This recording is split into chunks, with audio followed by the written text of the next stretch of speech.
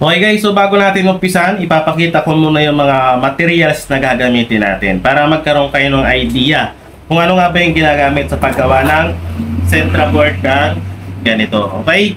So isa-isayin natin yan para may idea kayo. Yan. Unahin na natin itong iTech. Ayan. Vinyl sticker iTech matte. Okay? Meron naman glossy pero mas gusto ko yung matte. Yan. So ito yung gamit ko na sticker. Yan. So A4 size lang din siya, guys. Okay? So iTech. Meron din tayong phototop. Ayan. So marami kang pwede pagpilian sa phototop, guys. Kasi ang gamit ko dito, ayan o, yung broken glass. Meron siyang effects eh. Ayan o. Pwede ka rin gumamit ng 3D na phototop. Okay? So isa-isayin natin yung mga phototop na pwede mong gamitin dahil marami yan. Meron din tayong glitters. Ayan, ang glitters na phototop. Meron siyang parang glitter na pag nilagay mo. Okay? Meron din tayong leather. Ayan. So marami yan, guys. Pwede pagpilian na phototop. Okay? At meron din tayong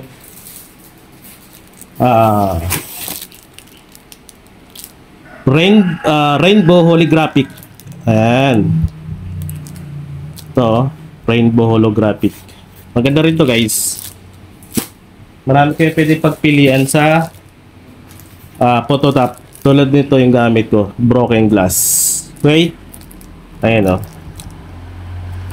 Ayan, so yun yung mga gamit kong phototop. Maraming pwede pagpilian. At meron din tayong black Sentra board. Ayan. A4 size din to. Okay? So, tignan nyo na lang yung nasa description. Andyan yung link kung saan makakabili sa Shopee. Ayan. Pero ang gagamitin natin ngayon, guys, ay Sentra board na white. So, A3 size siya. Hatiin ko lang sa gitna para maging A4 size. Ayan. Okay, so nagpiprint din kasi ako ng A3 size dahil meron din ako printer na pang A3. Pero yung gagamitin natin ay A4 lang. So, hatiin ko na lang siya. Okay. So, kailangan mo din ng panghagod. Ayan. Kailangan mo rin ito pag maghahagod ka na sa Sentra ang sticker. At pangkat. So ito lang yung gamit ko, guys. Sanay kasi ako sa ganito pag magkakat ng Sentra board. Ayan. Pero marami nang pwedeng gamitin, pero mas gusto ko yung ganun lang. At meron din akong roller. Ayan. Itong roller na to, guys, ay mas gusto ko dahil meron siyang pump protect sa daliri. Ayan o. Ayan. Ito. Kasi pag dumaplis yung slice mo, hindi tatamaan yung daliri mo kasi meron siyang pangharang. Ayan. So, kanya-kanyang diskarte lang yan. Okay? So, tara, umpisahan natin yan. Okay, kukuha tayo ng isang malaki na A3 size na Sentra board. So, aatiin lang natin to. Ayan. So, tanggalin muna natin tong mga niprint natin. Okay. So, nilagyan ko na rin pala siya ng phototop, guys. Kung mapapansin nyo, may phototop na rin siya. Ayan, para mas mabilis lang ba? Para mas mabilis lang yung video natin. Okay? So, hati lang natin to dito. Ayan. So, ilalagay lang natin to. Kakabit ko muna yung mga sticker dito sa Sentra board bago ko hatiin. Ayan. Para mas mabilis.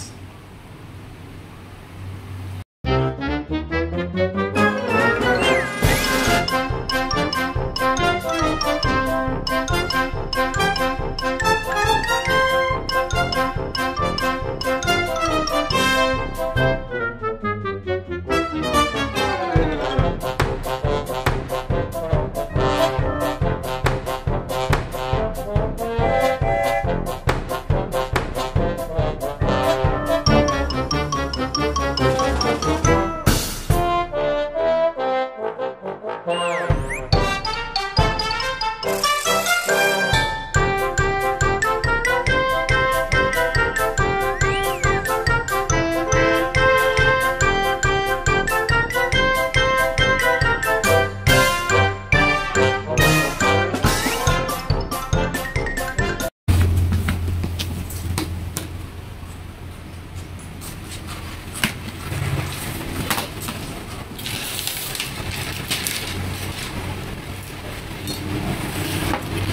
guys, so ito na yung nilagay natin na sticker sa Sintra board. So ang gagawin natin dyan ay ika-cut naman natin. Okay?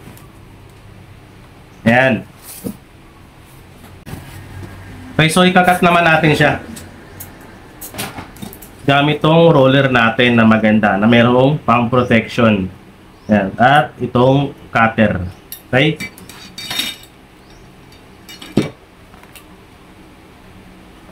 So gagawin ko dito, lalagyan ko siya ng space na maliit. Dito. Yan. Pero dito isasagad ko yan. So makikita nyo naman yan. Okay, pati dito.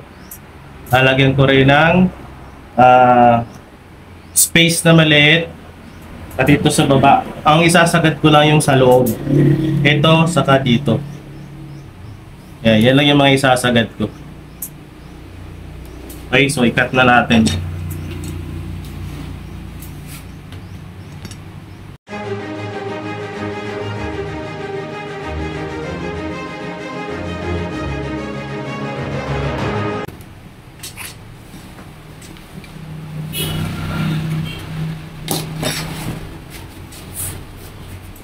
Okay, meron na tayong nakat na 4 na peraso.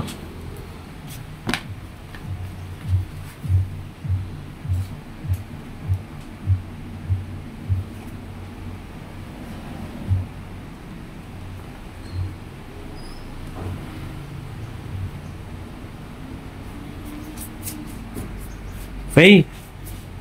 Sakto. Ayan, no? Yan, focus natin.